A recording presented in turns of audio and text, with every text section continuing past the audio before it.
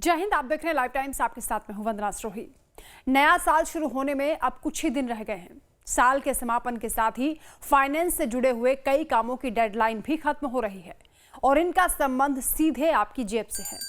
इनमें belated ITR, revised ITR और आधार pan link भी शामिल है। चलिए अब डिटेल में आपको समझाते हैं। आजकल हर फाइनेंशियल काम में पैन और आधार की अहमियत बहुत ज़्यादा बढ़ चुकी है। पैन और आधार के बिना बैंक अकाउंट खोलने से लेकर share market, mutual fund, tax return और केवाईसी तक हर जगह दिक्कत होगी। सरकार ने इसे ध्यान में रखते हुए पैन और आधार को लिंक करना अनिवार्य कर दिया है। अगर आपने अब तक लिंक नहीं किया है तो ध्यान दें कि 31 दिसंबर 2025 के बाद आपका पैन इनएक्टिव हो जाएगा और इसका मतलब यह है कि आप टैक्स रिटर्न फाइल नहीं कर पाएंगे। बैंकिंग ट्रांजैक्शन और निवेश में भी परेशानी होगी। इनकम टैक्स रिटर्न फाइल करना नामुमकिन हो जाएगा और पुराना रिफंड भी फंस जाएगा। सैलरी या निवेश पर ज्यादा टीडीएस कटेगा, ब्याज पर भी झटका लगेगा। नया बैंक अकाउंट खोलना हो या फिर लोन अप्लाई करना हो, इसमें भी आपको मुश्किलें आएंगी। अगर आप 5 लाख से कम इनकम का belated income tax return file करते हैं तो आपको 1000 रुपए की लेट फीस देनी होगी। 5 लाख या फिर उससे अधिक की इनकम पर 5000 रुपए तक की लेट फीस आपको देनी पड़ सकती है। इसके लिए आपको क्या करना होगा, चलिए जानते हैं। सबसे पहले income tax e filing portal पर आप लॉगिन करें, प्रोफाइल सेक्शन में जाएं और लिंक आधार का ऑप्शन चुनें। अपना पैन और आधार नंबर डालकर आगे बढ़ें, तय फीस का पेमेंट करें और पेमेंट के बाद आपका पैन और आधार लिंक हो जाएगा। स्टेटस चेक करने के लिए लिंक आधार स्टेटस पर आप क्लिक करें और अगर डिटेल्स मैच नहीं कर रही हैं तो आधार सुधार की UIDAI वेबसाइट पर भी आप चेक कर सकते हैं। सरकार पैन और आधार लिंक पर इतना जोर क्यों दे रही है वो भी आपको समझाते हैं। दरअसल सरकार का मकसद है टैक्स सिस्टम को और पारदर्शी बनाना, डिजिटल बनाना।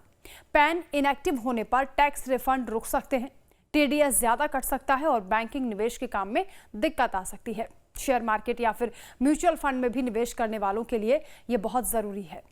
बैंक लॉकर अगर आपके पास है तो एग्रीमेंट अपडेट करना आप ना भूलें। अगर आपके पास बैंक लॉकर है तो बैंक के साथ नया लॉकर एग्रीमेंट भी साइन करना जरूरी है और इसकी डेडलाइन भी 31 दिसंबर बताई गई है। अगर समय पर एग्रीमेंट अपडेट नहीं किया जाता है तो बैंक आपका लॉकर बंद भी कर सकता है। इसके अलावा कुछ सरकारी स्कीम्स के लाभार्थियों को भी अपडेट करने की जरूरत है। तो पहले बात करते हैं राशन कार्ड केवाईसी की। सरकार की तरफ से मिलने वाली राशन सुविधा का अगर लाभ आगे भी आप लेते रहना चाहते हैं तो आपको 31 दिसंबर 2025 तक अपने राशन कार्ड की जो केवाईसी है उसे करा लेना चाहिए, क्योंकि इसके बिना अगले साल से मुफ्त राशन का लाभ आपको नहीं मिलेगा।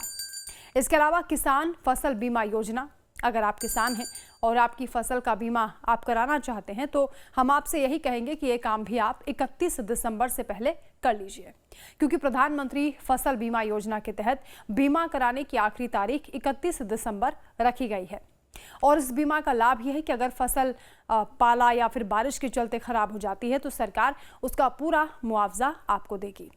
प्रधानमंत्री आवास योजना के लिए आवेदन करने की आखिरी तारीख भी है। अगर आपके पास घर नहीं है और अगर आप चाहते हैं कि सरकार आपकी इसमें मदद करे तो 31 दिसंबर से पहले आपको इसके लिए भी अप्लाई करना होगा, क्योंकि प्रधानमंत्री आवास योजना के लिए आवेदन करने की आखिरी तारीख भी 31 दिसंबर रखी गई है। इन सब के अलावा प्रॉपर्टी डील या फिर बड़े ट्रांजैक्शन में भी पैन अनिवार्य है, बिना उसके कुछ नहीं चलेगा। हालांकि कई लोग फर्जी ऐप्स या साइट्स पर भी फंस जाते हैं। सिर्फ सरकारी पोर्टल का ही आप इस्तेमाल करें और किसी भी तरीके की ठगी से बचें।